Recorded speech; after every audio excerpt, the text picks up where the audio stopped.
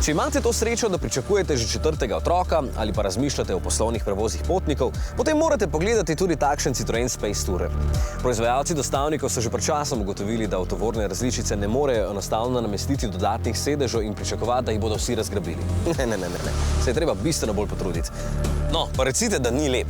Space Tourer je na voljo v 3 različnih dolžinah, pri potniških pa bo verjetno večina izbrala takšno srednjo izvedenko, ki od nosa do zadka meri nekaj centimetrov manj od 5 metrov.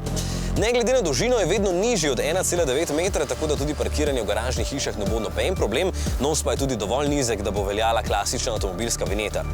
In tudi obračalni krog je z 12 metri še vedno dovolj majhen, da vam na parkiriščih ne bo povzročil nobenih preglavic. Tale ima 3 vrste sedežev, zato je prtljažnik majhen. Lahko pa dokaj enostavno in brez štaufencigerja zadnjo vrsto odstranite, tako da se bo 5 potnikov udobno peljalo, pa še prtljažnik bo pogoltnil ogromno robe. Vsi sedeži so udobni, vrata na obeh straneh zadaj so električno pomična, tako da si tudi otroci ne bodo mogli pripreti prstov. Še steklo na prtljažnih vratih se odpre ločeno, kar je super uporabno, sploh če hočete vreči kako malenkost prtljažnik.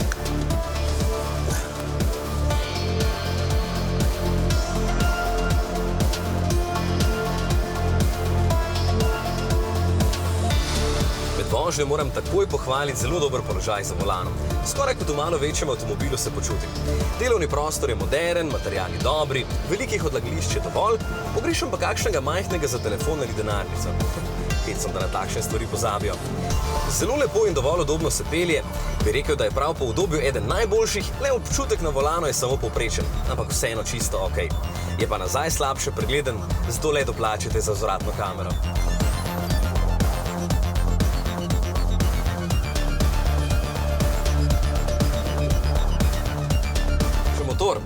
Tale je srednji pomoči in je povsem dovolj zmogljiv, predvsem pa tih. Najtišji med dostavniki, sigurno. Lepo je prožen, fino potegne, tudi menjalnik je natančen in ročica dovolj blizu, le sam bi raje priporočil samodejnega, da je vse skupaj še bolj lahkotno. Ampak v tem primeru boste morali vzeti močnejši motor, ker pri tem ni na voljo. Projekcijski prikazovalnik pride prav, 7-palčni zaslon na dotik pa je zelo odziven. Če torej potrebujete veliko prostora, je tole najboljša alternativa enoprostorniku. Je bistveno bolj uporaben, samo malo manj udoben in malenkost manj okreten. Stane pa praktično enako. Dobrih 40 jurjev pa ima zelo veliko opreme. Odlična alternativa je lahko tudi tole. Preden me napadete, kaj bluzim z enakim kombijem, poglejte spletni konec in predvsem njegov logotip, pa boste videli, da je to povsem drug kombi.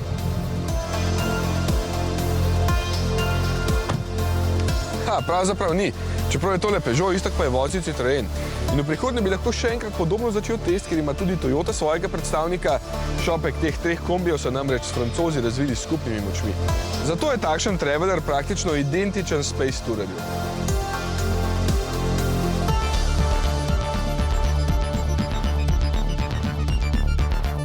Lahko ponovim, da je prostorsko za družine tole krasen stroj, je bistveno bolj uporaben in praktičen od enoprostornikov, lahko odstranite zadnjo klop in vanj zbašete kolesa, to razplinite v mestu, obračalni krog pa tudi ni prevelik. Položaj za volanom je zelo dober, predlagam pa, da izberete takšno bogato opremo, ker so potem res super tudi sedeži.